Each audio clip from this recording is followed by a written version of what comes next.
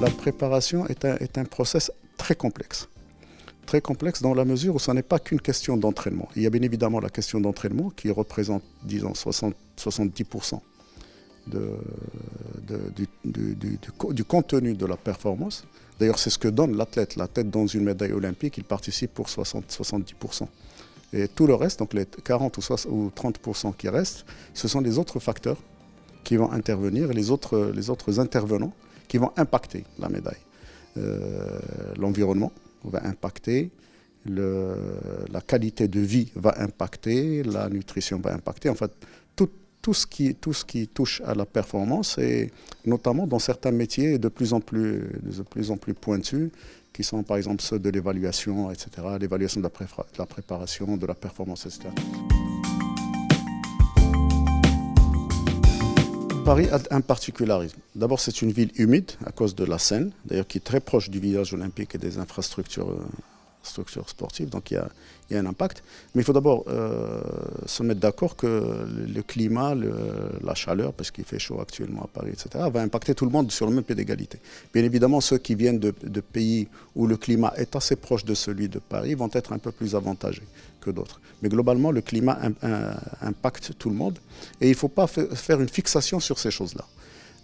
C'est justement en cela que l'environnement est important. Il ne faut jamais faire une fixation sur les problématiques posées. Il faut se concentrer sur les choses positives, sur les choses qu'on a préparées, sur la façon de courir, sur la façon de sauter, sur la façon d'entreprendre la compétition tactiquement, etc.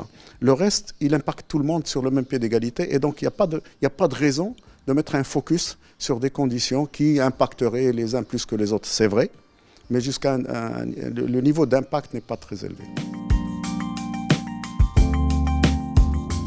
Si vous vous rappelez, les premières années, Soufiane avait un bon rythme, elle n'avait pas un bon finish. Aujourd'hui, il a réussi à travailler sa vitesse finale, mais aussi à améliorer le rythme de course, notamment sur le 2e kilomètre qui est le plus déterminant aux 3000 mètres steeple. Donc aujourd'hui, Soufiane El Bakkali est l'exemple même de la réussite de l'athlétisme marocain parce que c'est un produit national. Donc c'est important de le dire, mais c'est aussi pour rappeler que la performance sportive est une expression culturelle, que Soufiane El Bakkali, quand il court son steeple, il le court en marocain. Il n'imite personne, il ne court pas. C'est aux autres de l'imiter parce que c'est lui le meilleur. Mais Karim a respecté justement une des particularités de l'athlétisme marocain, c'est qu'on a su mettre en valeur le particularisme de l'humain marocain, de l'homme marocain, de la femme marocaine, avec son substrat culturel, sa façon d'être, etc., etc. Et c'est tout cela que nous voyons dans le 3000 mètres steeple de Soufiane, comme nous voyons le Guerrouj ou Nzhabidouane, Salah Issou, etc. Donc il y a des particularités qui sont travaillées, qui sont mises au point et qui vont influencer les tactiques mises au point parce que bon, nous sommes un pays où les jeunes sont extrêmement endurants, très endurants. Et donc ça nous permet de supporter des rythmes très élevés, d'imposer des rythmes très élevés à un moment où personne ne nous attend. Bien évidemment, il y a Gerdadi qui a gagné le bronze des championnats du monde, à qui on attribue quelques chances, etc. Moi, ce que je souhaite et ce que j'espère, c'est que les athlètes aient eu les meilleures conditions de préparation et qu'ils soient fin prêts pour être au mieux de leur forme. Parce que s'ils sont au mieux de leur forme, il n'y a pas de raison qu'ils ne figurent pas parmi les meilleurs et il n'y a pas de raison non plus pour qu'ils ne soient pas sur le podium. Ce que j'espère et ce que je prie pour mon pays, c'est quand même... il est légitime de revendiquer cela, c'est qu'on ait 1 ou 2 ou 3 médailles à ces Jeux Olympiques.